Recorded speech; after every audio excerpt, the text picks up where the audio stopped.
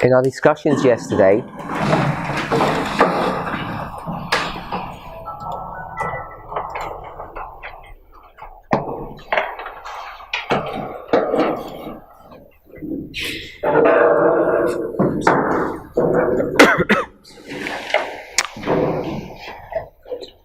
we're trying to understand how to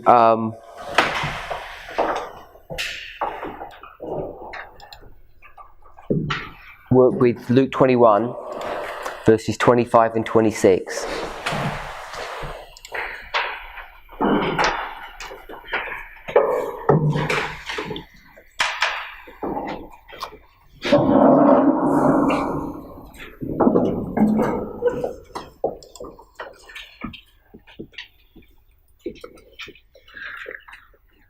I don't know if we're all comfortable now that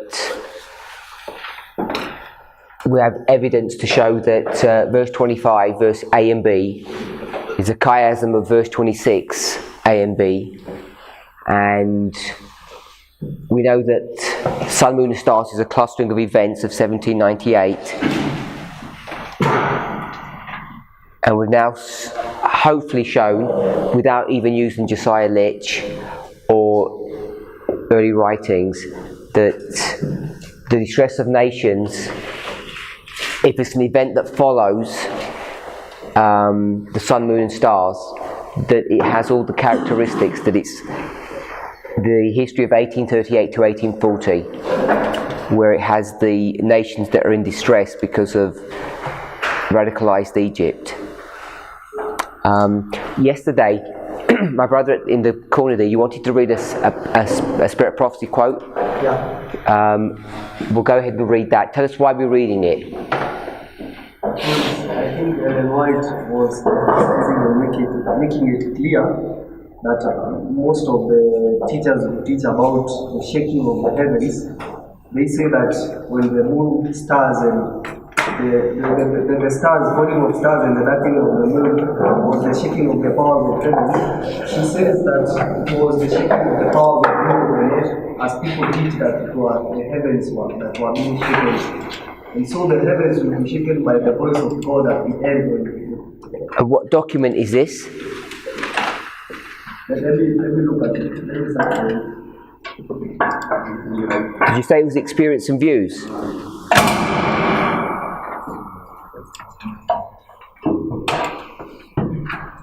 I can't remember what passage you said.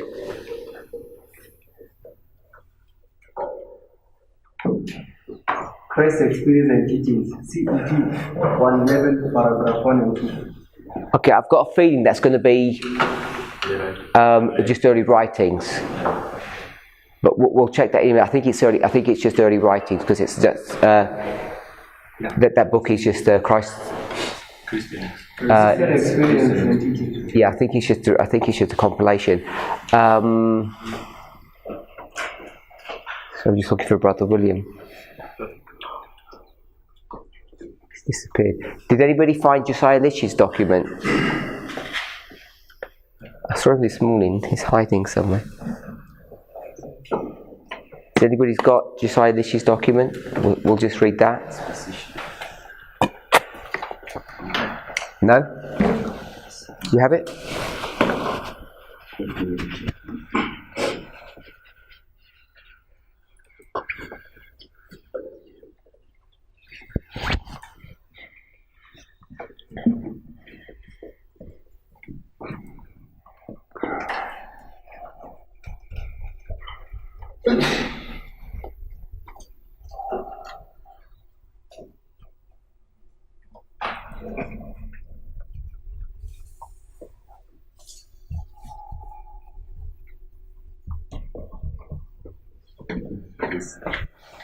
Reference? Okay, Prex, that is Prophetic Exposition, Volume 1, 156, paragraph 1. What's the code? PRX? PREX 1.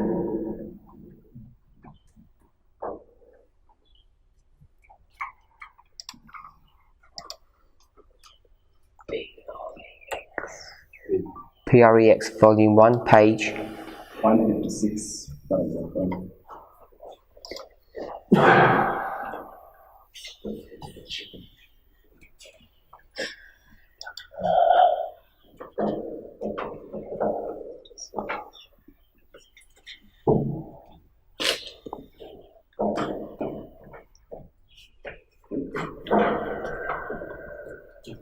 How does it begin? It was the declaration of Bonaparte. Sorry. Upon the earth, distress of nations with perplexity. Upon the earth, distress of nations with perplexity, beginning with the French Revolution in 1789 to the close of Bonaparte's career in 1850, it is notorious that a time of dreadful trouble prevailed in the four quarters of the globe: Europe, Asia, Africa, and America. That war, which began in France, ere it ended, involved nearly the whole civilized world. Almost all the governments of Christendom were shaken to their very base. It was the declaration of Bonaparte at the time of the Revolution of November 1799 that nothing in history resembles the close of the 18th century. Europe was deluged with blood and millions of her sons fell upon the field of battle. Almost every sovereign of the continent of Europe was hurled from his throne or obliged to purchase the dishonourable peace of Europe's scourge. The intestine broils and civil commotions of the Ottoman Empire were fast bringing it to ruin. There was emphatically on earth distress of nations with perplexity. No nation could foresee for a day what would be its doom by the next day. All was fear and dismay. More than once, in the midst of the perplexity of the age and of our other distresses, our own country was startled by the report of Bonaparte's intention of crossing the Atlantic. So is that 1840?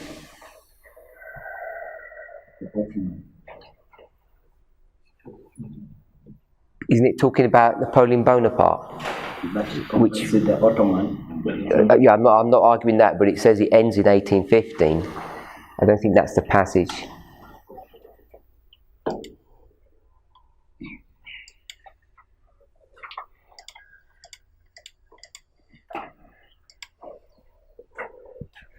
So I don't think that's the right one. We'll wait for him to find it. Unless anybody else... No one's got it? Okay, I don't think that's the right passage. What we'll do is we'll go to Early Writings 41.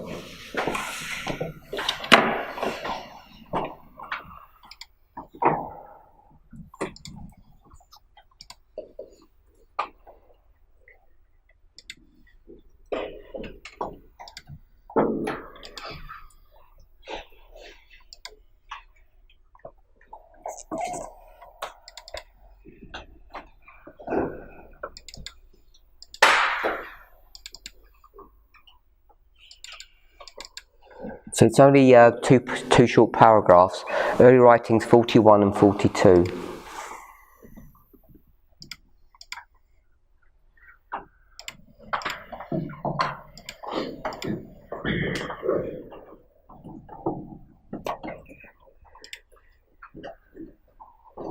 Are you there? It's called The Shaking of the Powers of Heaven. December 16th, 1848.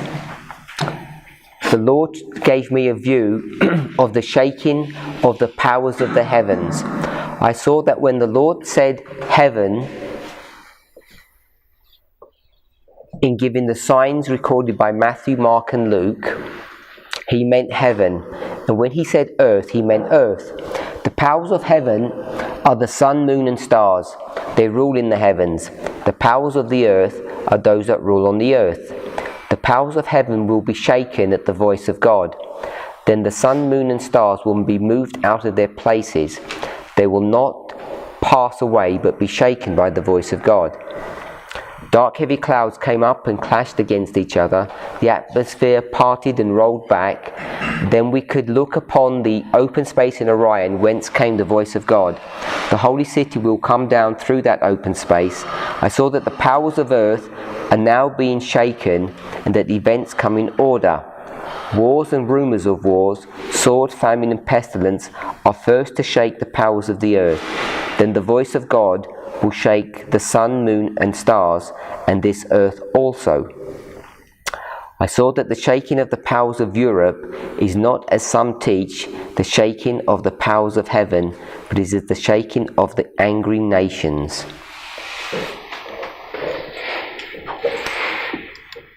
So, who introduced that passage to us? There's a couple of people. Who wants to volunteer? Who did this for us?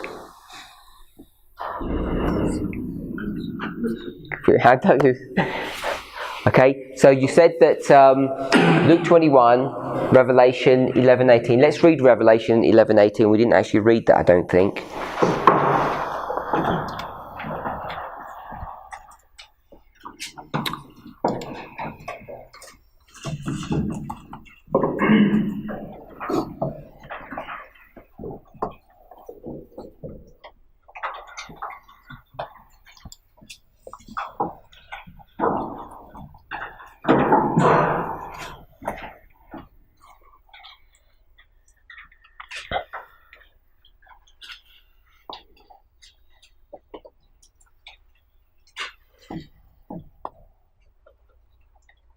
We read verse 14. The second woe is past, and behold, the third woe cometh quickly. Dropping down to... Let me see if I want to drop down or read it all.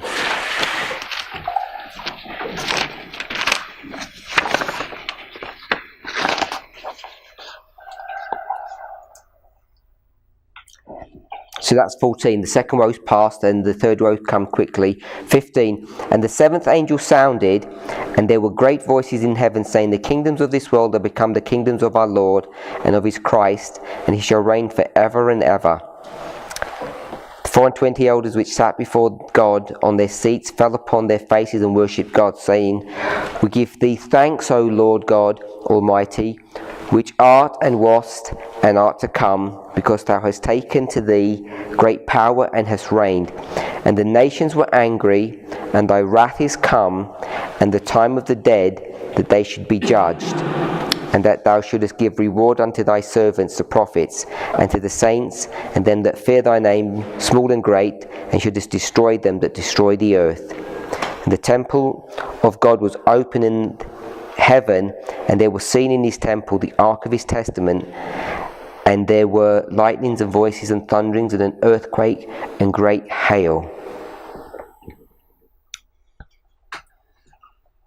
So you gave us Revelation 18. It says the angering of the nations were angry, and Luke 21:25 says, and upon the earth distress of nations with perplexity, the sea and the waves roaring.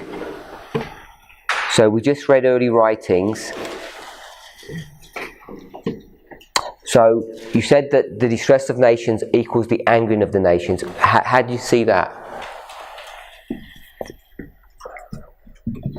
I don't know if I saw that directly from them.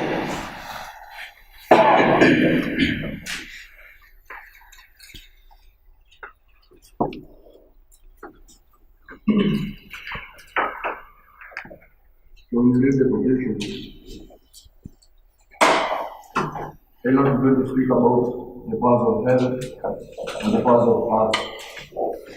It's going to say that the powers of earth to be shaken, and that is going to come in order. So the powers of earth is going to say that these are wars, rumors of war, so that form and pestilence are to shake the powers of the earth. Then the voice of God will shake the sun and moon. But this is applying the future. But picking up on Luke 21 is going to tell us that this distress of nations, this is the shaking of the power in Europe. And this is the shaking of the angry nations. Say that again. You said something about Luke 21. I say, when you saw the first quotation, page 41, is going to tell us that the Lord gave me a view of the shaking of the powers of heaven, and I saw These signs are recorded in Matthew, Matthew, Mark, and Luke. This will tell us when he says heaven, he means heaven. And what says earth, he means earth. Then if you come to the next paragraph, paragraph 2, it's going to tell us something. It's going to tell us what it means heaven and what it means earth. But now there's a sentence that says, I saw that the parts of the earth are now being shaken and that the events come in order. So earlier on it says, I saw the parts of heaven now being shaken. Now being shaken, and the time that she's writing here is 1848, says now the parts of earth are being shaken and the events come in order. That's going to give us the parts of what are these parts of heaven on earth. So not heaven, on earth. Then says wars, rumors of wars, sword, famine, and pestilence are the first to shake the parts of the earth. Then the voice of God will shake the sun, moon, and stars. But when she says this, then she's speaking about the future when the voice of God is going to shake the sun, moon, and stars, of which we know that these already passed prior 1848. What's already passed? The parts of heaven. Now, when she's commenting, she says, the voice of God is going to shake the sun, moon, and stars. But when she's making this comment, she's applying the future when the parts of heaven again are going to be shaken. Because now when she says now, it's 1848. And you know that the signs of the moon and the stars already done happened. Now she's saying they are going to be shaken in the ways of God in the future. Okay. So the shaking of sun, moon, and stars is going to be in the future to 1848. Okay. But now there's this last statement. It's going to tell us, I saw that the shaking of the powers of Europe is not, as some teach, the shaking of the powers of heaven. But these powers of heaven, you can see them in the book of Matthew, Mark, and Luke. And these powers of the shaking of the powers of Europe, my contention is these are the distance of nation in the book of Luke 21. Because they are tied together with sun, moon, and stars. And when people in our age, they have thought that the shaking of the nations are also the shaking of the powers of heaven. But now she's going to clarify that this distance of nations, these are the shaking of the powers of Europe, which is the angry nations.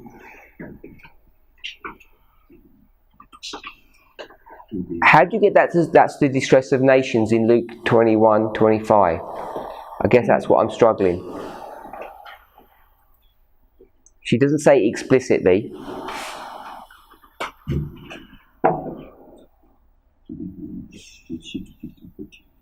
She doesn't say, but when you look at the book of Luke 21, you see the powers of heaven, the sun, moon, and stars, but also a bit added another thing to the distance of nation.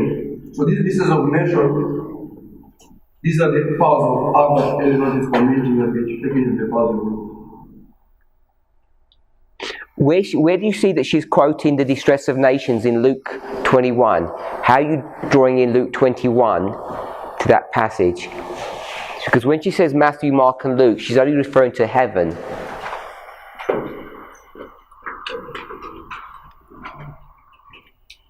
I saw that when the Lord said heaven in the signs Matthew, Mark, and Luke, he meant heaven. And when he said earth, he meant earth. Because in the book of Luke 21, Luke 21 says, and upon earth distance of nations.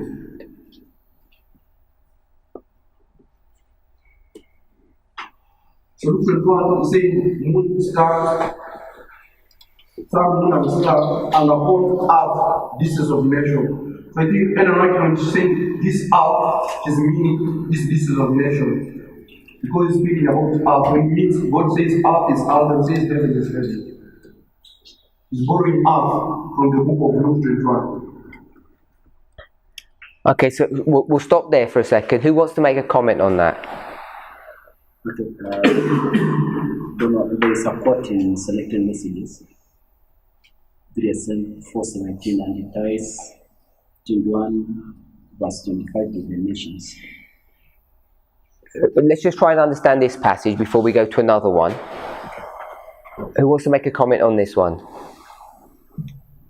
So I think if I'm understanding what Malio is saying, he said in giving the signs recorded by Matthew, Mark, Luke.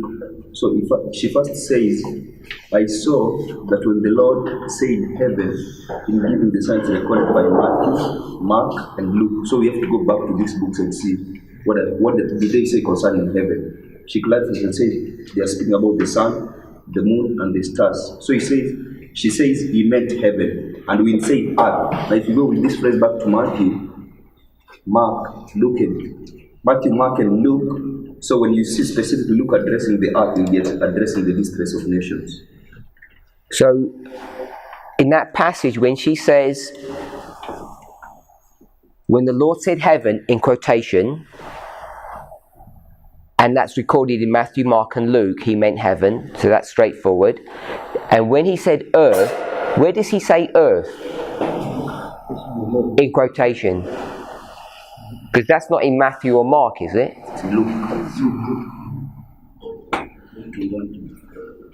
So she's only saying Matthew, Mark, and Luke for the heaven bit, and then she's not clarifying where the earth bit is found. She's just saying that's in. We're having to make the assumption that she's only referring here to Luke, because it's not in Matthew and Mark.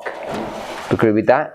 Yeah. So it's not worded very well, I don't think, because it seems to infer that earth should be in those three books as well, because he didn't say earth in Matthew, Mark.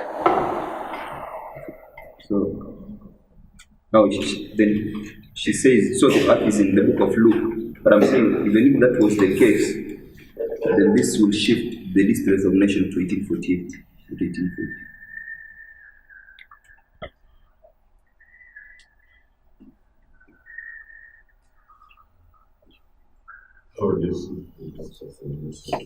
She's saying in 1848, the shaking of the powers of Europe or something, the shaking of the powers of heaven. I think what she will be speaking about here, 1848 was the year of revolutions in Europe. Mm-hmm. So she will be referred. If we do that, that has to shift to 1848, not 1840. So we've got heaven in those three books, and we're saying just earth in the one book. And we're just saying that because we can only find the earth in that one book. If you were to read that, would you assume that she's talking that she says earth is in all three books? If you were going to read that as it's written, because that's how I would have read that. Yep. No.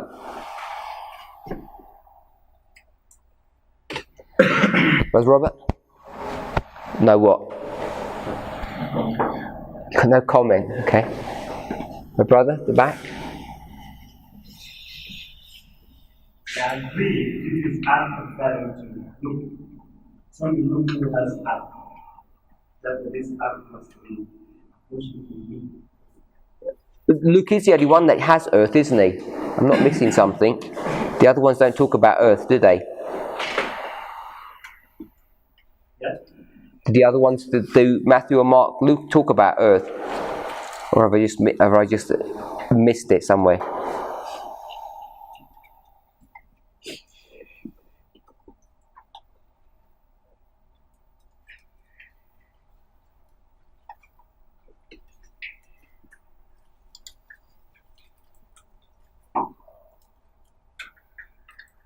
So I couldn't see it anywhere in those two books.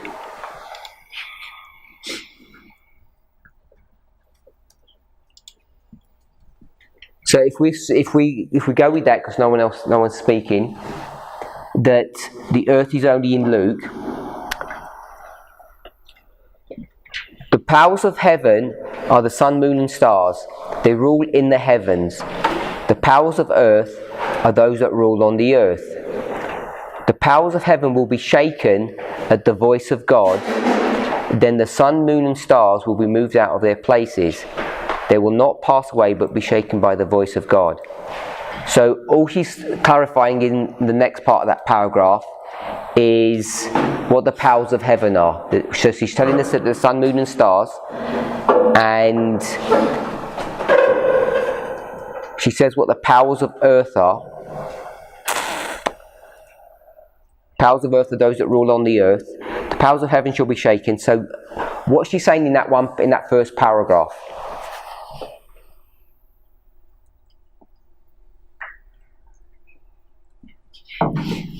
So what are you saying, Brother Rogers? So I was saying, if like the question we had is, where do we locate the distress of nations in Luke 21? Mm-hmm. And someone pointed us to the book of Handwritings 41. But I'm saying if we were to go by Handwritings 41, it couldn't locate the distress of nations in 1840. To locate in 1840.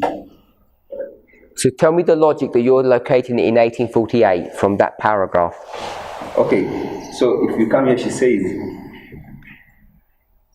when the Lord said heaven in giving the signs recorded by Matthew, Mark and Luke, so we can see that they all speak about heaven. And she has even clarified that the powers of heaven is the sun, the moon, and the stars. He meant heaven, and when he said earth, so what we have agreed on is that when you go to look at earth, only Luke speaks of it. And I think he speaks of it on two instances, like we have done it on the board. There is the earth where we have the distress of nations, and then we have the next earth. So that even leaves which earth are we going to pick?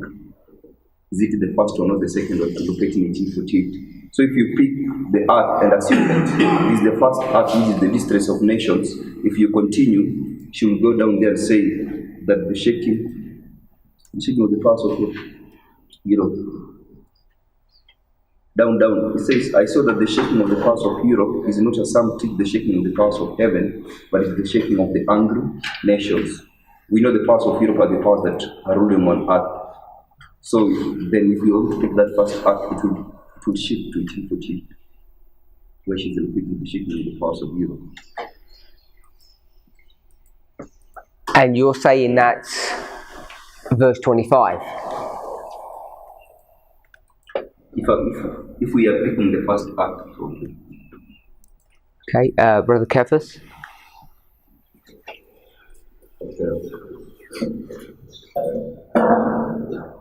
Read the first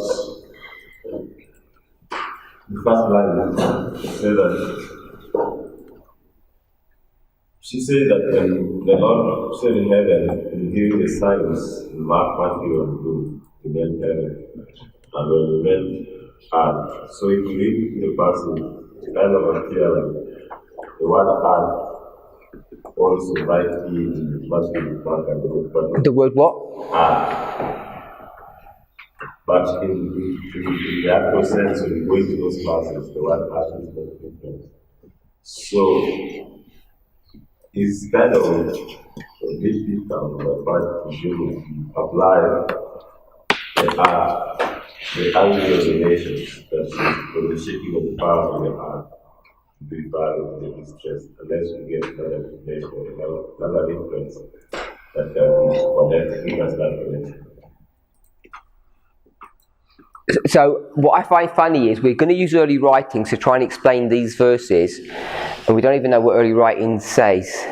It seems, and because now you say we need to go to another reference to try and work out what early writing says, and early writings was supposed to be the explanation of these verses.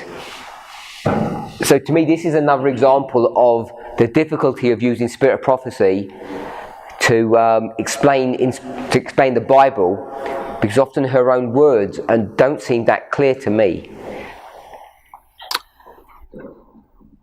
Anybody got any comment?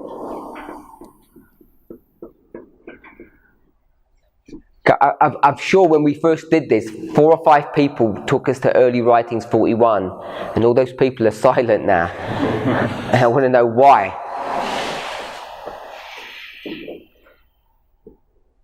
Come on, who told us Early Writings?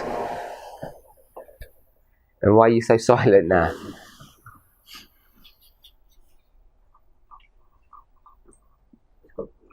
No one? Is this too difficult? Okay. Say something. Oh, by the way, was that passage that you had? Is that early writings? Yeah. It's the same one. Okay. The same one. I can try and argue that the shaking that we are seeing here, according to the conclusion that I'm seeing, is that we cannot differentiate why, or was it the shaking of the earth or the shaking of the heavens when the stars were falling and the moon was darkening and the reddening of the sun. I mean, the sun was darkening and the reddening of the moon. But I'm trying to argue that whatever happened in Europe, the falling of the stars, that was not the shaking of the powers of heaven. Because we know that the shaking of the powers of heaven is moving them out of their place. And because they darkened, doesn't mean that they were moved out of their place. But it is the voice of God that will remove them out of their place. So the shaking that happened was the shaking of the powers of Europe that ruled the earth. And that shaking was caused by the distress of nations.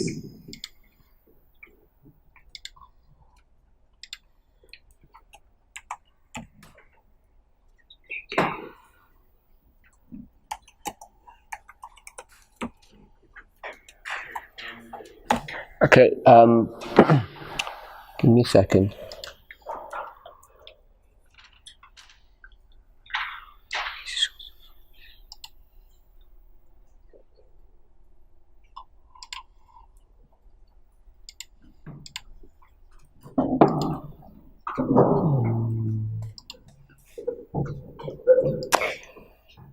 So let's go back to that early writings passage. She has a vision. Do we all agree with that? Yeah? What's the vision on? What did she have a vision about? She's quite specific. She says, the Lord showed me, I had a view of the shaking of the powers of heaven. So I'm going to argue that she doesn't have a view of the earth. The Lord shows her about heaven. If we're okay with that. And she's having this December 16th, 1848. So, why is she even having this view from God? What's the backdrop of all of this? Why is God showing her what the shaking of the powers of heaven are? Some are teaching error. Who said that? Someone's teaching error. Because someone is understanding the shaking of the powers of Europe and the shaking of the powers of heaven, according to the last statement of the paragraph. So it's Bates that's doing this, I believe. And I've lost the reference where Bates is doing this. That's what I was just trying to find. I can't find that directly. So if you go to the last part of paragraph 2, I saw that the shaking of the powers of earth is not, as some teach, the shaking of the powers of heaven, but it's the shaking of the angry nations. So there's nowhere that says the shaking of the, I'll just say the shaking of the earth. There's nowhere that says that in any of the Bible passages. So what people are doing is taking the passage which is from Matthew, Mark and Luke, the shaking of the heavens, and they're making that what? They're saying the shaking of heaven equals what? Equals the shaking of the earth.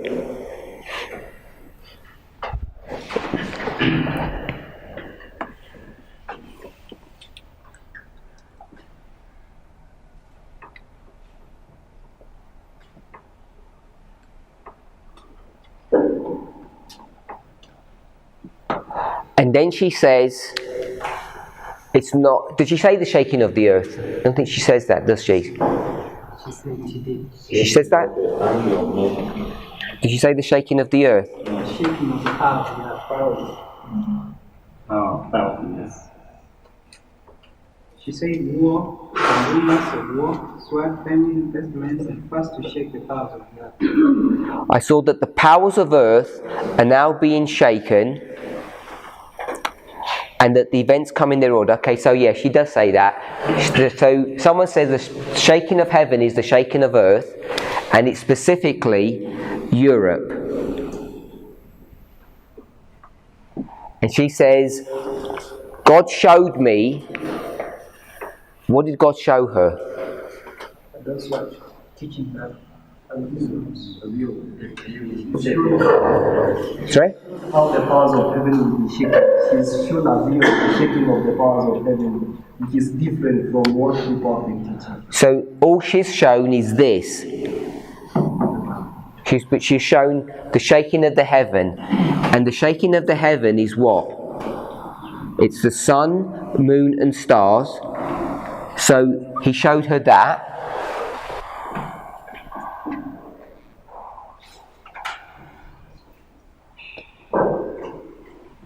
What else was she shown? I can see she was shown also the shaking of the cloud here.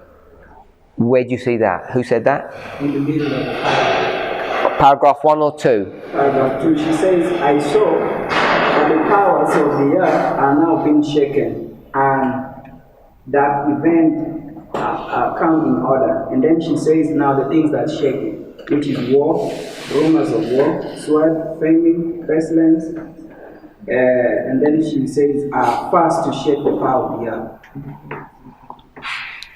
Do you agree with that? Halfway into the paragraph when she says, I saw that the powers of earth are now being shaken. Is this what God showed her, or is that what she's just seeing? Brother Robert? Sorry? If she's seeing, she's being shown. Well, she said at the beginning of the paragraph, the Lord showed me the heavens. She didn't mention the earth. In paragraph 2, she says, all she just says then is, I saw the powers of earth are now being shaken. So is that part of her same vision? Brother Rogers? The fact that she says, I saw, I believe she's in vision. Okay, so everybody agree with that? Anyone got a different view? So she's going to be shown what earth is and what heaven is. So she's shown that the heaven is the sun, moon and stars. What else is she shown about heaven?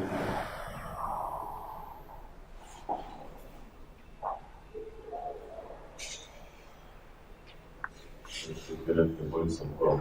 Sorry? The powers of heaven are shaken at the voice of God. So she tells you what they are, and then she says when they're shaken.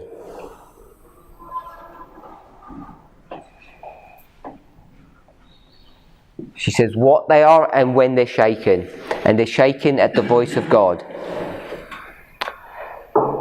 Then she tells you when. Then what does she tell? Then what other information do we have? Sorry? What the shaking of the powers of heaven mean? And what do they mean? She said, the sun, the moon, and the stars will be moved out of their places. So she says when, and then she says what. They're going to be moved. What else? Also that they will not pass away.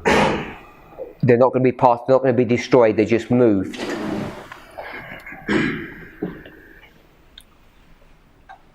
Anything else?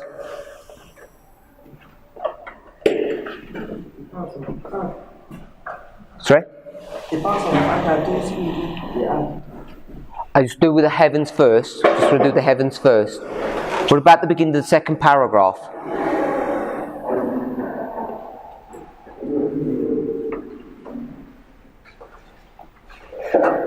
Dark heavy clouds came up and clashed against each other. The atmosphere parted and rolled back. Then we could look up through the open space in Orion, whence came the voice of God. The holy city will come down through that open space. So she tells you when the voice of God is.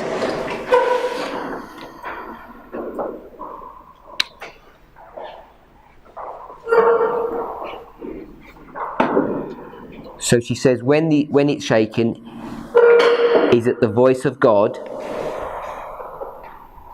And when's the voice of God?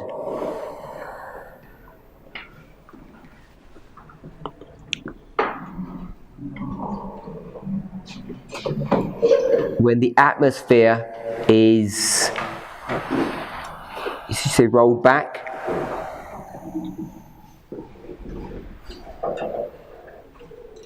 When does that happen? When is the atmosphere rolled back?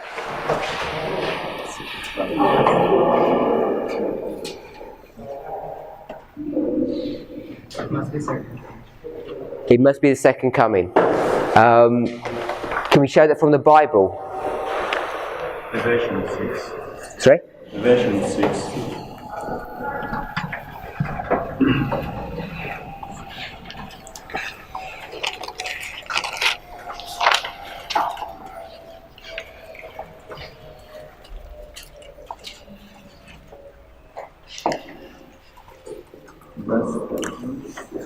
Verse 14.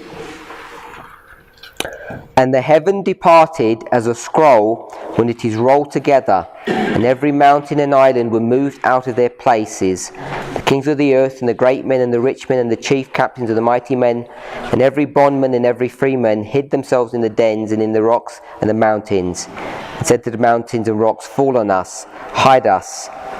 Starts from verse 12. Sorry? Starts from verse 12. And I beheld when he had opened the sixth seal, and lo, there was a great earthquake, and the sun became black as sackcloth, and the hair of hair, and the moon became as blood. Verse 12 is where? 17. So isn't that back? Is that back here? First part of 25, or is that future? 17. When the sixth seal is opened. Then verse 13. How are you reading verse 12? Verse 12. Okay, so you read it the same way. Verse 13, and the stars of heaven fell upon the earth as a fig tree casteth her untimely figs. What's that? So that's past as well. And then 14, and the heaven departed as a scroll when it is rolled together, and every mountain and island were moved out of their places. So is that what she's referring to here? The atmosphere parted and rolled back. Is that how we understand that? Yes. So this is Revelation 6:14. Now, then verse 15 shows the powers that rule upon earth. And then 15 he's talking about the earth. Yeah. So the passage itself isn't going to tell us when that happens, does it? So do we know when that's going to happen?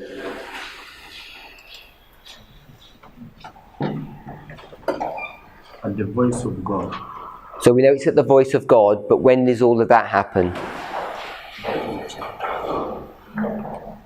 After the seven last plagues. Okay, can we show that? Revelation 16. How do we show that's the plagues? Revelation 16.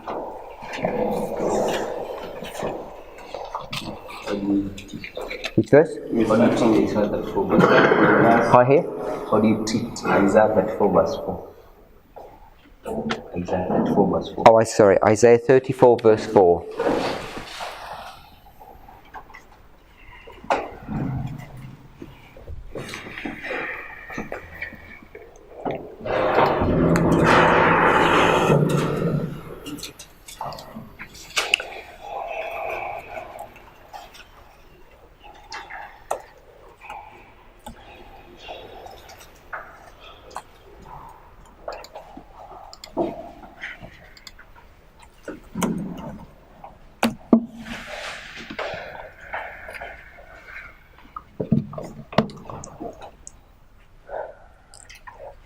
Begin at verse 1, Isaiah 34 verse 1. Come near, all nations, to hear, and hearken, you people. Let the earth hear, and all that is in, all that therein, the world and all things that come forth of it. For the indignation of the Lord is upon all nations, and his fury upon all their armies. He hath utterly destroyed them, and hath delivered them to the slaughter. Their slain also shall be cast out, and their stink shall come up out of their carcasses, and the mountains shall be melted with their blood. And all the host of heaven shall be dissolved, and the heavens shall be rolled together as a scroll, and all their host shall fall down as the leaf falleth off from the vine, and as a falling fig from the fig tree. For my sword shall be bathed in heaven, till it shall come down upon Idumea, and upon the people of my curse to judgment.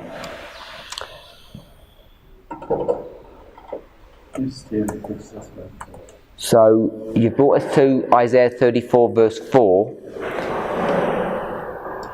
and how are we tying that to Revelation 6? I think it was this point of, so first of all I asked, how do you treat Isaiah 4 verse 4? So it was a question, but there was this issue of the atmosphere being rolled back. You can see in Isaiah 4 verse 4, so the heavens are rolled together as a scroll. So how do you relate it to what we are discussing? So they seem to be parallel verses. Yeah. Agree with that? Yeah, it's boring. So the only thing I noticed is in Isaiah it talks about the fig tree, and verse 13 also speaks about the fig tree. Revelation 6. 6:13. But we said Revelation 6:13 was 1833, and Isaiah 34 verse 4 is placing that at the same time as the heavens. Does that make sense? Isaiah verse 4 has a Lord. Sorry? Has a Lord. Has a? It talks about the host of heaven shall be dissolved. We know the host of heaven, that's the sun, moon, and the stars, which we know now it has not yet been dissolved. Maybe, dissolved means something else. And the heaven shall be rolled together as a scroll. As that one is still future, isn't it? And all their hosts shall fall down. All, the word all means all. But in 1843, we know it's the stars which fell. 1833b, and has the leaf fallen off from the vine, and has a falling fig from the fig tree. In early writings, she said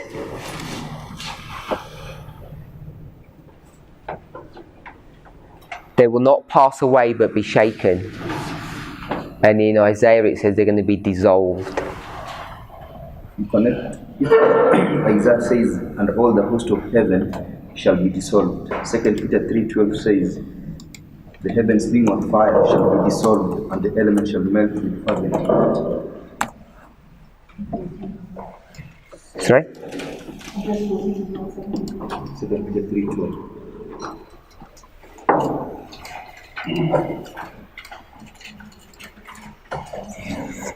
Looking for and hastening unto the coming of of the day of God, wherein the heavens being on fire shall be dissolved, and the elements shall melt with fervent heat. Nevertheless, we, according to this promise, look for the new heavens and the new earth, wherein dwelleth righteousness. Wherefore, beloved, seeing that ye look for such things, be diligent that ye may be found of him in peace. You said verse 14? 12.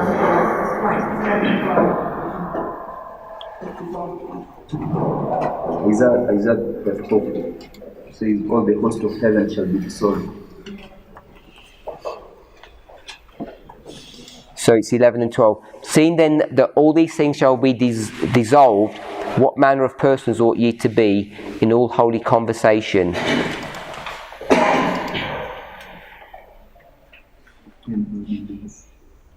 So that's verse 10.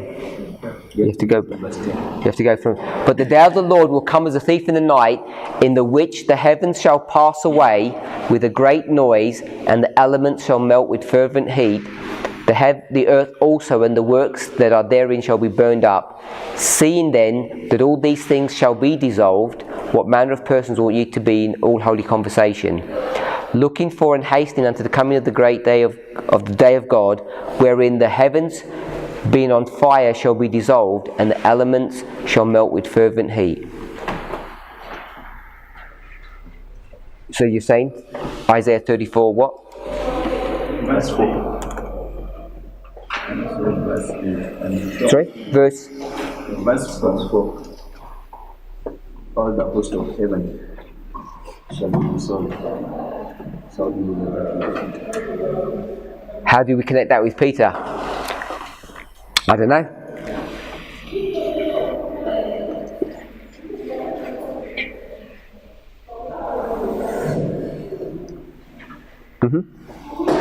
In Isaiah chapter 34 verse 8 can help us show when that event will happen. Because it says that for it's the day of the Lord, virgins, and the year of recompense for the controversy of Zion. We know these are the judgments wherewith God avenges his judge. Yeah? But we know all this will happen during the 7 last plagues.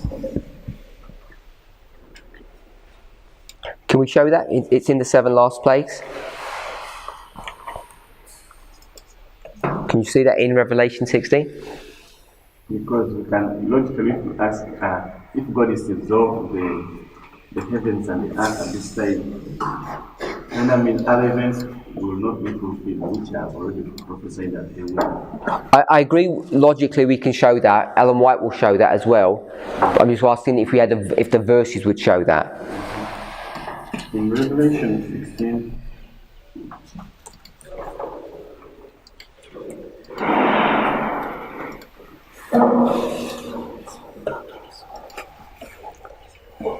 Does it tell us in Revelation 16?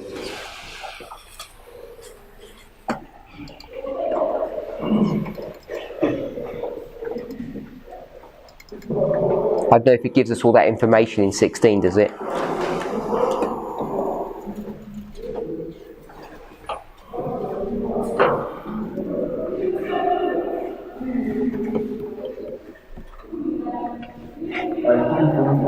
The only thing that can connect us to Revelation says from verse 16 is verse 20.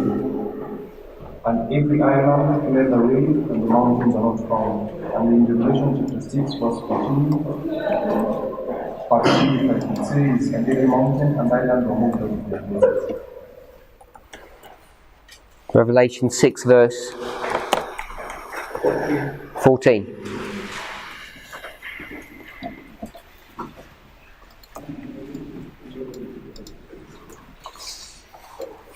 So we've got enough information to know that the shaking of the heavens is in the history of the 7 plagues, or Jacob's time of trouble. Does anybody want to make any more comment on that? Revelation 16 verse 17. That's when God speaks. And the 7th angel poured out his vial in the air, and there came a great voice out of the temple of heaven from the throne, saying, "It is done." Then 18, and there were voices and thunder lightning, and there was a great earthquake, such as was not since men were upon the earth. And so mighty an earthquake, and so great, and the great city was divided into 3. The city of the nation fell, and the great Babylon came in remembrance before God, to give unto her the cup of the wine of the fierceness of Israel. And every highland fled away, and the mountains were not found. And there fell upon men a great hail out of heaven, every stone about the weight of a talent, and men blasphemed God because of the plagues of the hail. For the plagues thereof was exceedingly great. So it's not just the seven plagues, it's the 7th plague. We know that happens in the 7th plague. So coming back to the early writings quote, In 1848, the Lord showed me that the shaking of the powers of heaven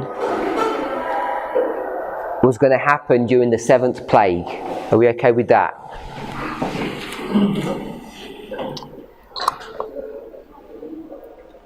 The powers of earth are those that rule on the earth.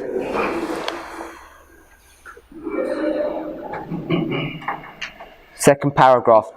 She then talks about the history of the 7th plague. The holy city will come down through that open space. She's just telling you what's going to happen when that, because that's 1,000 years later. I saw that the powers of earth are now being shaken, and that the events come in order. War and rumours of wars, sword, famine and pestilence are the first to shake the powers of the earth. So when she says that the events come in order, what events are going to come in order? What are the events that come in order? What events is she referring to? I think the changing of the powers of earth and the taking of the powers of earth. So the events are earth then heaven. Anyone else? So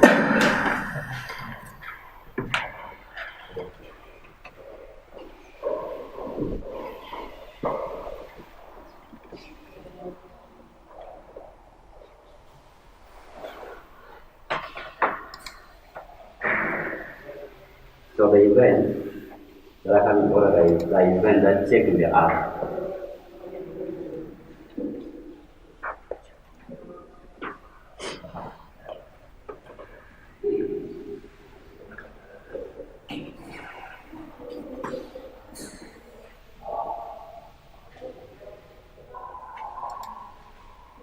Sorry, I think.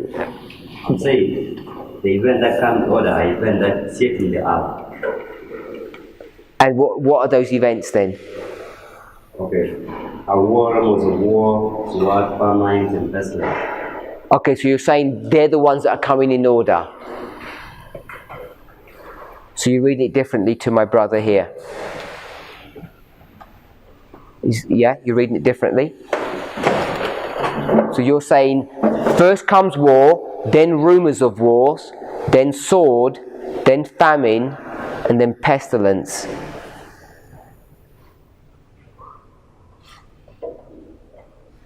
Yeah?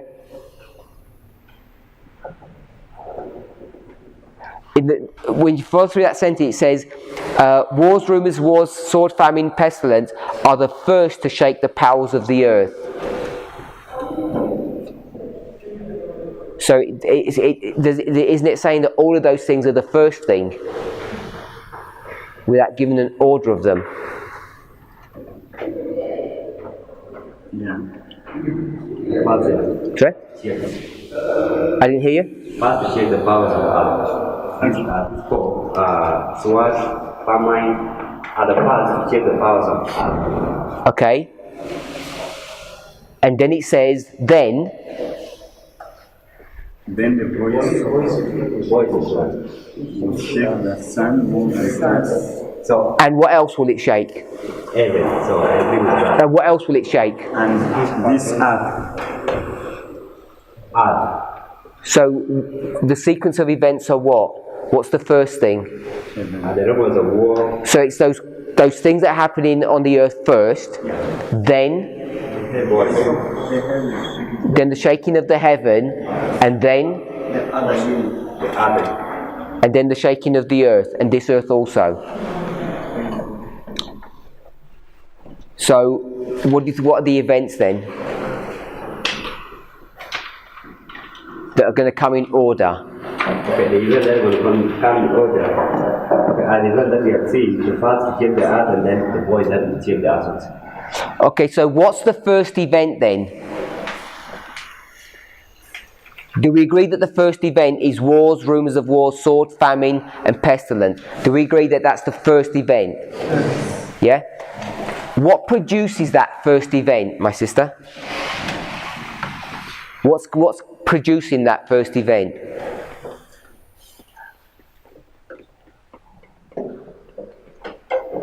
shaking of the powers of the earth. Sorry? Shaking of the powers of the earth. So but the shaking of the powers of the earth is wars, rumours of wars, etc. What produces that shaking? My brother? What produces that shaking? Distress of nations. Yeah, the same. The same? Angry with nature. The nations. I guess nature. So if people get angry, that's going to cause pestilence. It's gonna cause the wars. Yeah, but it's not just wars. I've got famine and pestilence. Famine and pestilence, those are natural disasters. The what? They are natural disasters that comes from the earth. They're natural disasters. Sorry? But they shape the earth. The Parminder and the Pestilence, they also shape the earth. Yeah, so all of those things shape the earth. All I'm asking is what produces those things? Okay, you also reason like them that is damning on the nation, and you also be seeing that the famine and the pestilences can result also from wars and rumors of wars, like what we experienced in South Sudan some time back. So when you expose yourself to wars and fighting, you'll also be getting famine, and you'll also be getting pestilences as well. So the cause of them is what? It's damning of the nation. Is the angering of the nations. Anyone else got any thoughts on that? What produces or what shakes the earth?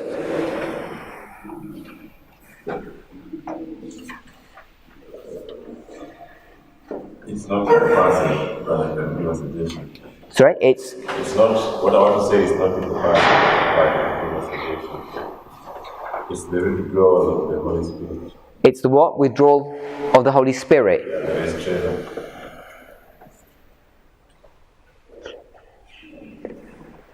So that's why I'm asking for people's opinions on what it is. So you've got a passage, you're going to... Yeah, I don't know. Hey, my brother? I'm confused. You're confused? The rumors of war and the wars, we marked them primarily from verse Here? of the disciples. Yes. But where are we now? We're here. Why? That's why. You have to, that's why I don't like... No, I'm not going to say that because people will tell me off. That's the problem when you use Spirit of Prophecy. She just mixes things up and doesn't do things in kind of strict order or explain things. So we've kind of... The reason why we're stuck with that question is because we didn't still finish what all of these things are. So if we'd done that, we've sort of gone backwards. So if we just go with how she's doing it, because I was wondering when people were going to notice that. If we just give her the license to go with that, we'll try and explain. Hopefully, we're going to get an explanation why she's doing that. I think it's not that big an issue. So if we just assume that we've got wars and rumours of wars in this history, because that's where we are. We'll try and find out why she's doing that afterwards, if that's the only confusion that you have. So she's making an application. Yeah. You said we must understand the life of Christ. We must understand. Exactly, that's what I'm saying. Because we were looking at this structure here, which is that we're trying to understand the natural sequence of things, it's taken us to see what the distress of nations is. And it seems to me that the distress of nations was 1840, which was Islam. And as soon as you start doing that, then people start going to Revelation 11:18, because it's got the distress of the nation and the angering of the nations. And the reason they're doing that is because of the shaking of the powers of heaven. So what we've done is we're trying to go through some Bible verses to try and work out verses in this history. And to help us, we're going to a Spirit of Prophecy quote, But the Spirit of Prophecy quote has already jumped 2 steps ahead of us, and she's already put an application in there to say that there's wars and rumours of wars. So we've gone 2 steps further than we should have done to try and explain how these verses are working. So hopefully that might make a bit of sense. Have you found the passage? So wars, rumours of wars, sword, famine and pestilence are the first to shake the powers of heaven. Then the voice of God will shake the sun, moon and stars, and this earth also. So how many steps are there? There's 3 steps. So there's 1 which is earth, and then there's 2. There's 2 and 3. Is the heaven before the earth? Or at the same time? I'll put them. Sorry? It's just like that. It is? Last sentence. I saw that the shaking of the powers of Europe is not as some teach, the shaking of the powers of heaven, but it's the shaking of the angry nations. How do we know this is, she's talking about 1848, the year of revolution? Does everybody know 1848 is the year of revolution? Yeah? How do we know that she's talking about the year of revolution? What clues do we have? Europe? She says that the powers are now being shaken. Now. Where did she say that? The 3rd sentence, 2nd paragraph.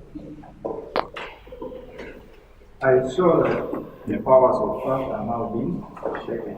And that event is coming order. So we've got the word now and we've got the word Europe.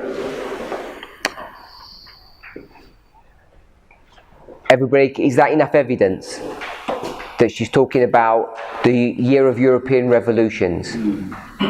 Yeah? Okay with that? So how does that come back into Matthew 25 and move that? I'm going to ask, because you said it moves it. So I'm saying, when you go to the book of Early Writings, page 41, she's going to speak about the earth. But in our analysis, we have 2 earths. The one where we have the distress of nations, and we have the one that is going to cause, the one that is going to cause men's heart to fail for fear, for looking after those things that are coming on the earth.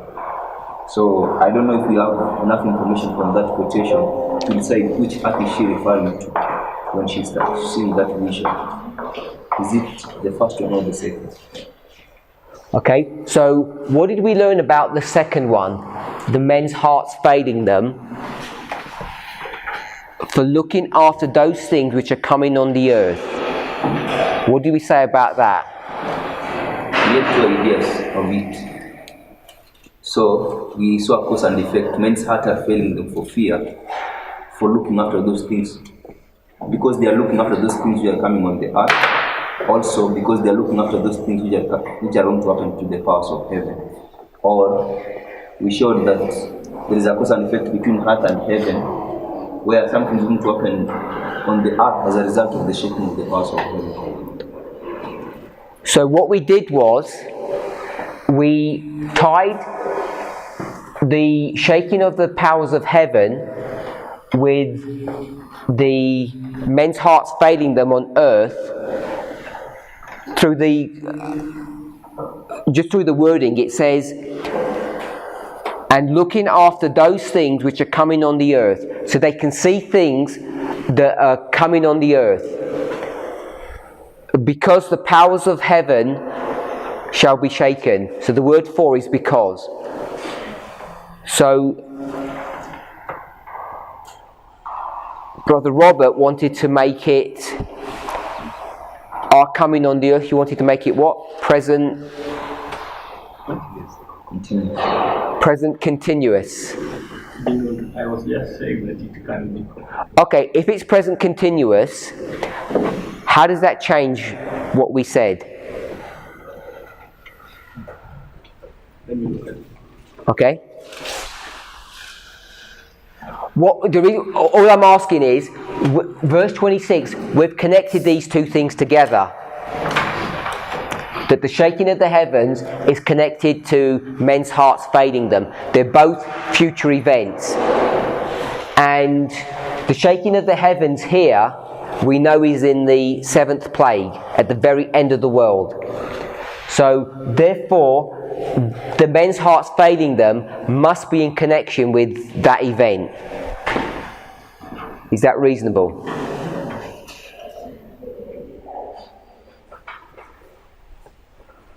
So I don't think it changes the fact that those two are the inherent men's heart feeling them in the future. But what I was saying is that when it says, and looking after those things which are coming on the earth, it is in that time, it is present continuous tense, not in our time, but in that time when all those things are coming. So I was saying that cannot be used as an argument for us right now to say that it's in the future. Did everybody understand that? Did anybody understand that? Yeah. So, the last part of that verse says, I believe these things that they are looking at, they are happening now, then. And the last part says, for the powers of heaven shall. Still that means in future. It's future, but then they'll be looking at them going on present continuous. The problem when we say it's future to whom? It's future to AD 31, isn't it? Because Jesus is saying, this is going to happen, and this is going to happen, and this is going to happen. So it's all future.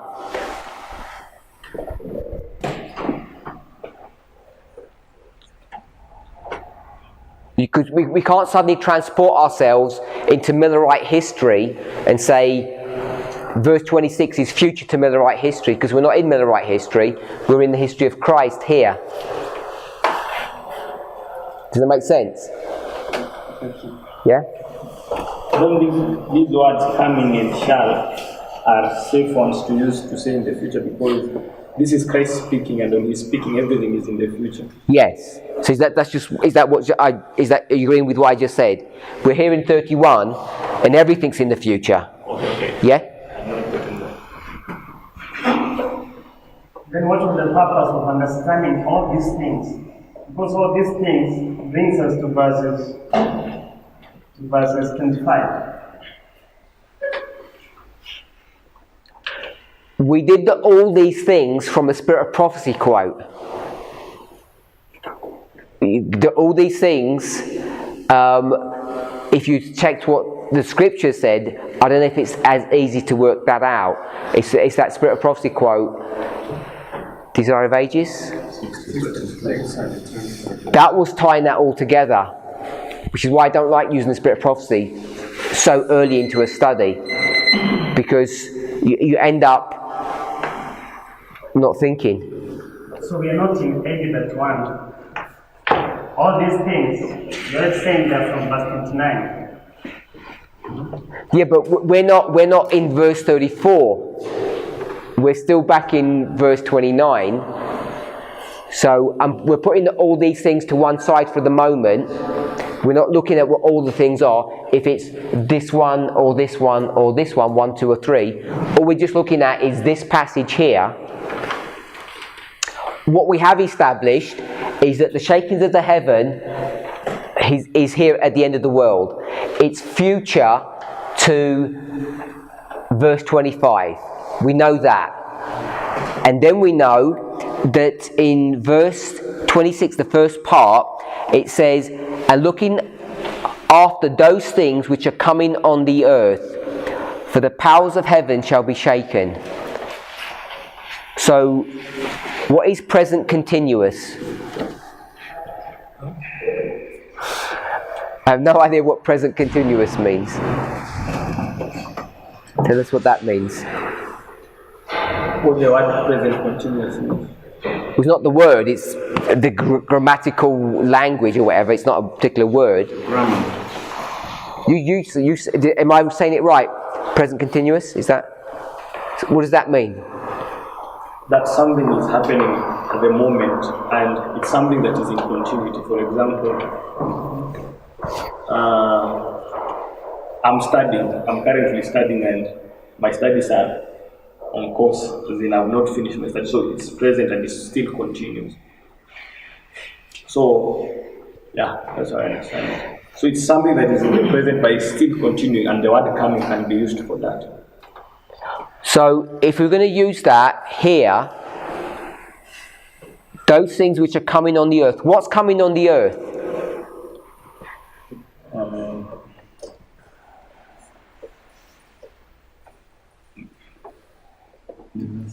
Unless anywhere else. What's coming on the earth? Shaking?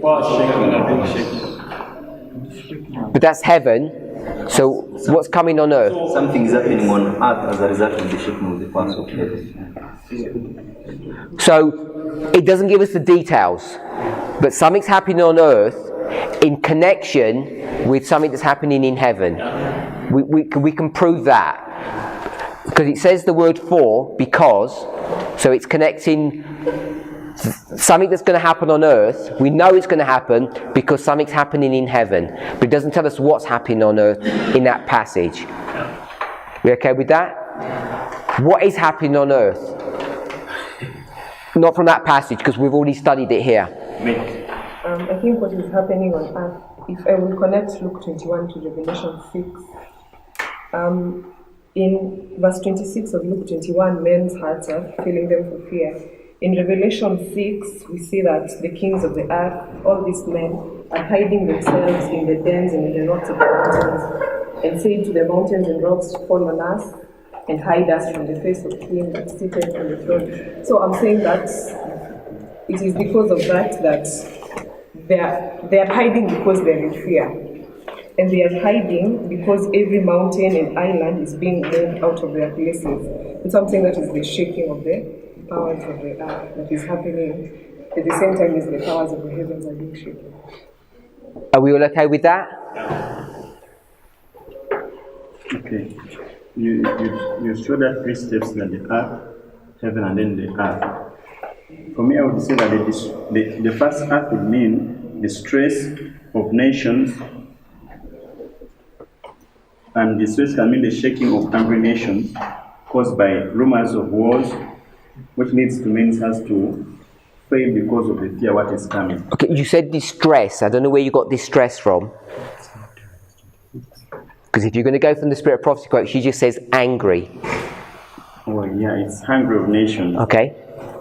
Then this heaven, there would mean, which would be shaken at the voice of God. The sun, moon, and stars would be shaken there.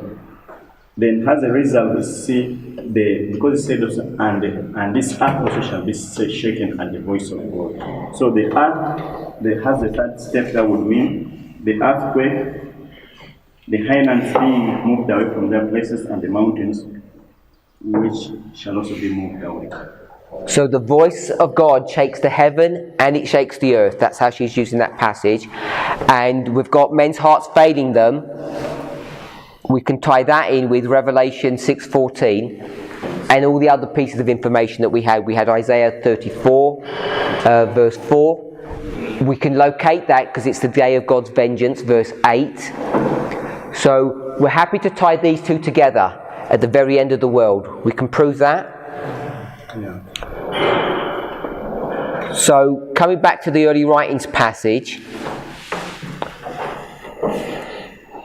she says the shaking of the powers of Europe now is not the shaking of the heavens, which is going to happen at the end of the world, but it's the nations are angry. Yes. What's making the nations angry?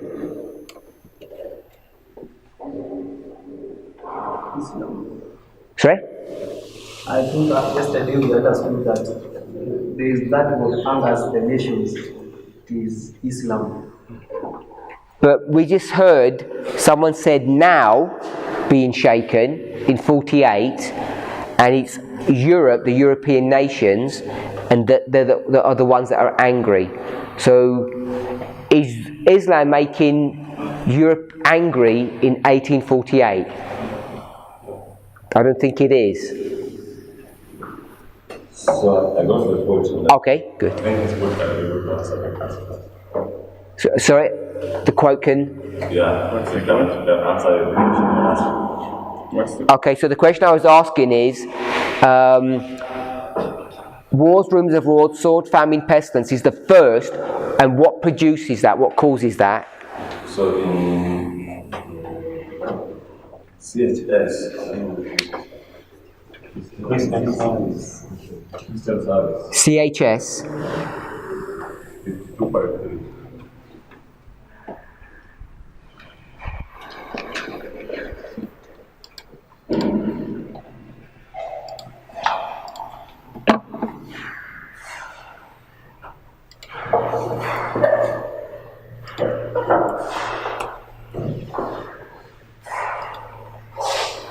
CHS 52.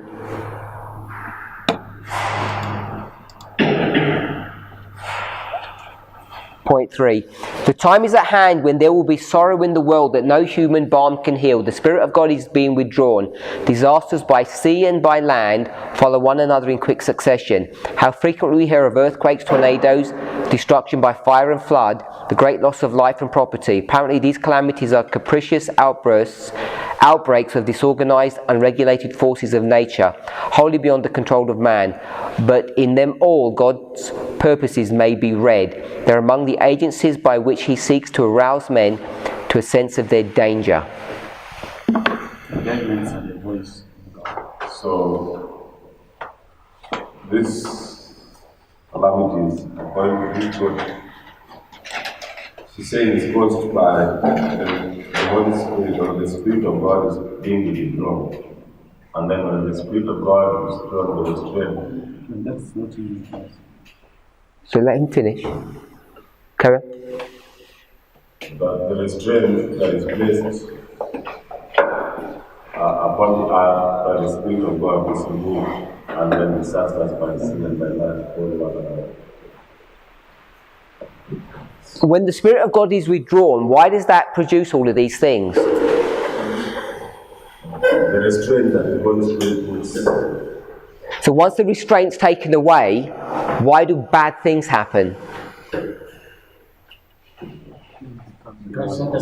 Is it because nature, like earthquakes, are being held or prevented from happening because the Holy Spirit is stopping earthquakes? So if He says, I'm not going to stop them anymore, they're just going to happen by natural consequences? Or is there a power or force that's... So, according to how I understand it, when the Holy Spirit is removed, another force, or another force takes control, and that's the forces of Satan.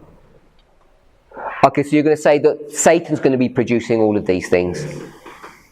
What were you saying? Nothing? Okay. If I'm understanding you correctly, you're asking for the immediate cause, not the underlying cause. The underlying cause is the Spirit of God being within that. Are you asking for the immediate cause of the end of the revelation? In terms of what is happening in you? I was asking both. First I was trying to say, because it's not just the immediate cause. There's wars, rumours of wars, sword, famine, pestilence. All of those things shake the powers of earth. That's the first event.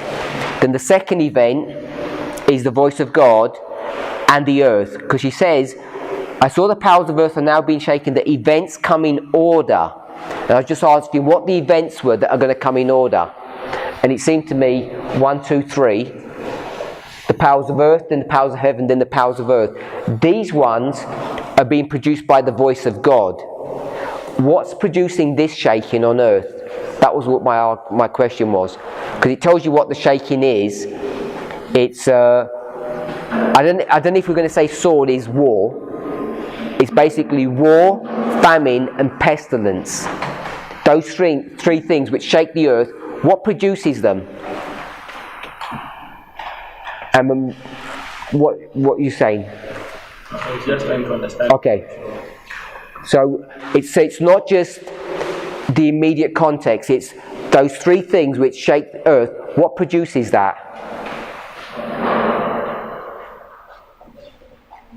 Okay, from that Luke 21 verse 25, we located until the last the last sign, that was 1833, and then from 1833 the history will tell us what happened in the sequential, in order, the events that took place. You're not going to answer my question, are you? Well, my question is what's shaking the power of earth? What produces war? What produces famine? And what produces pestilence? Okay. You can say it is the powers of earth, that is the nations. Human beings are doing that. You're saying human beings produce pestilence, yes, and they produce famine, and they produce war. Yes.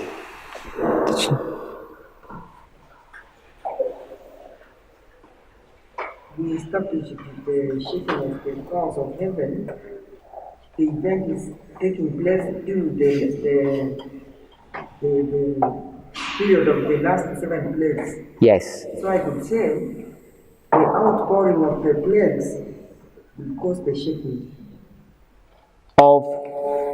The outpouring of the plagues. Produce the shaking of what? Of the earth. Okay, that's this one. It's not this one. The plague is producing this one, verse 26, but the plagues are not producing verse 25. The distress of nations here is different. And it's different to 1848. Could it be the 7th trumpet? Islam? Not really Islam, but the angering of the nations there is. You find it in the book. I don't know if it's the same one that is in the book of Revelation chapter 11, and the nations are angered as a result of the 7th trumpet. So that's the other question, is if you're going to put Revelation 11:18 here, is that talking about 1848? 11. Because 11:8. The 7th trumpet begins to blow in 1844. Yeah. So you're in the same history. Yeah. The history works. So, because we don't normally put verse 18 as 1848. But early writings, page 36. Anyway, I don't. Verse 36. I don't know what verse 36 says. I mean, page 36 says that these events come in their order, and the first one is the nations were angry and they are. Oh, verse 41, you mean? Or verse 36? Oh, 36 says it. 36 okay. Says that these events that are in verse 18 come in there in sequential order. The first one is the angering of the nations. The second is the wrath is come, and the wrath of God is the 7 last plagues. So I don't see a problem of having the nations being angry in 1848. I don't see how it does come to that unless I'm misunderstanding. It does harm to verse 18? Yeah. It doesn't do. It doesn't. If verse 18 was the angering of the nations in 1848, that's fine. But we normally attach it to the third woe, the 7th trumpet, don't we? Yes. Because we normally say the reason why the nations are angry is because they're coming against radical Islam today, the third woe. That's what we normally apply. That's what I thought we normally did. Okay. Is that what we normally do? Yeah? Yeah, but maybe we're wrong. No, we're not wrong. We're not wrong. Because in Revelation 11 verse, okay, when you see the 7th plague, when let him just finish. He's saying that in Revelation chapter 11 verse 15, you can locate where the seventh angel sounded. 1844. Yeah, around 1844. So the whole. Sorry, not around. No, not around 1844. So October 22nd. Yeah, from 1844 and 1848. You see all that. That's the history of the sounding of the what? of the seventh angel. And then in verse 18, right there where we can see, and the nations were angry.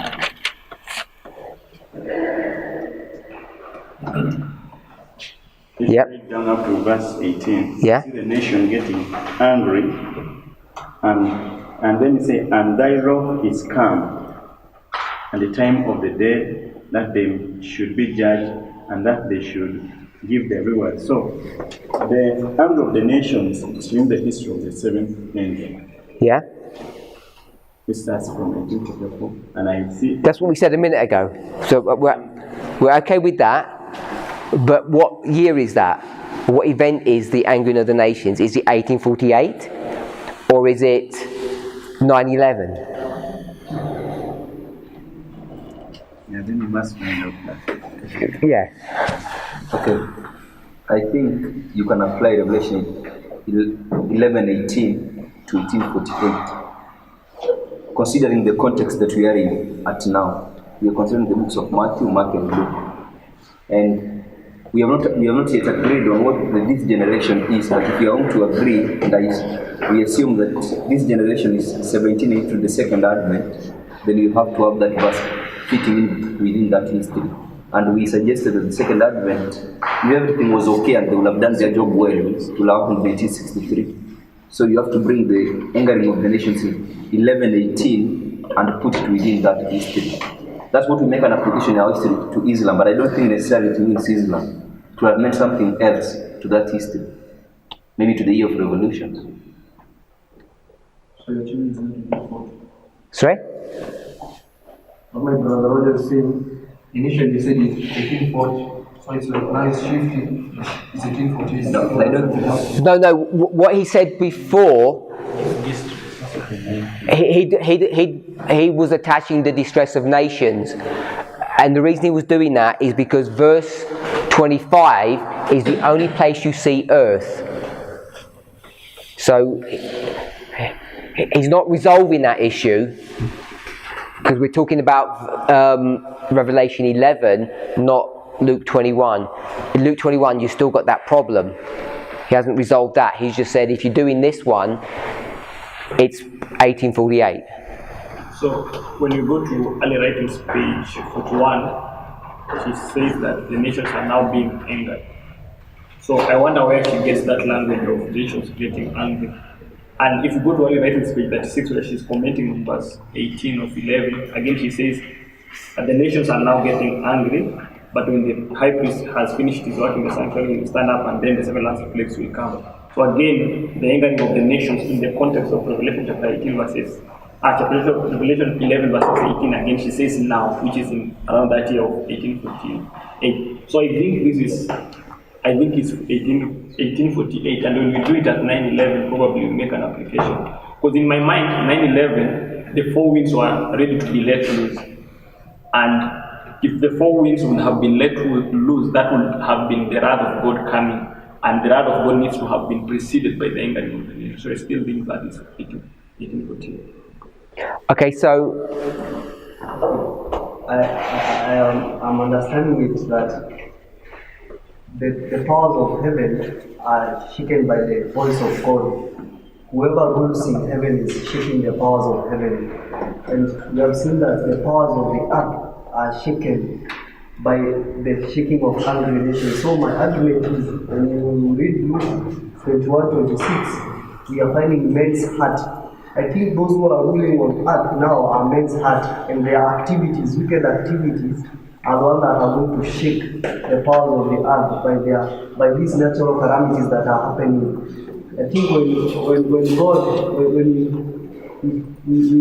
we apostatize, the Holy Spirit is withdrawn, and so we are left to follow our own hearts, and that men are following their own hearts, and this is causing the calamities. And I tend to believe the anger now of God, that He shake the powers of heaven, it's because as a result of what is happening on earth. And He's going to punish these nations and these wicked men that are performing these things. So that's fine, but you disagree with Sister Joy, where she's saying that men's hearts are failing them because what's coming on the earth And what's coming on the earth is that the heavens are shaking, and that they're saying the earth is about to be destroyed. And that's what that verse is here, which is in the 7th plague. Yeah, but men's heart are feeling them, but why are they feeling them? Because of the events that are coming. But now I'm focusing on what they have been doing. Oh, okay. So when you said men's hearts fading, I thought you were playing 26 to the present day. No, I'm saying no. Men's heart on verse 26 I've just used the men's heart, because we know that when men follow their own heart, they devise wicked plans. And so these wicked things they are doing, that is what is causing the shaking of the powers of the earth, and it is the angering of the nations. That's why when you look at 1848, it's when there was the revolutions, the war, such things. Okay, so we better stop here because. I just want to give a bit of information that might help. When you look at the word distress, it means one things. It means put together, restraint, or anxiety, or anguish. So we looked at that yesterday, where we've got this word distress here, and it has this kind of concept of you're all being confined or funneled together. So I did a little picture that you're all separate, and then you all go down this funnel, and you all come together, which means you press together or you're bound together, because it has the context of binding. And what was the other one you said? Anguish. So it's got anguish And restraint. and restraint. So the restraining is that you're restrained because you're all together. I'm not saying you're saying this, but sometimes when we pick up these like definitions and we say restraint, then that means it's the restraining of Islam. But I think the people who are actually being restrained in that context is the nations that are being restrained. They're being restrained not by Islam. I'm not using the word restrain as we would normally use it. The word restrain means that you're being forced. Circumstances are forcing you to make a decision, and the decision that you're being forced to make is you're all coming together to deal with this subject. How about the anguish? And anguish just means that you're distressed or you're troubled, you're not happy, and no one's happy because they can see what's about to happen. So in regards to what they're tying, can we tie the anguish to the anguish? Can we tie anguish to angry? Okay, so we're way past time. We'll stop here and we'll try and tie these things up in our next class. We've got a few problems. Early Writings 41, is this talking about 1840 or 1848? It seems to be 1848, but the verse that she seems to be picking up is verse 25, and we've already tried to establish that verse 25 is 1840, so there's a discrepancy there.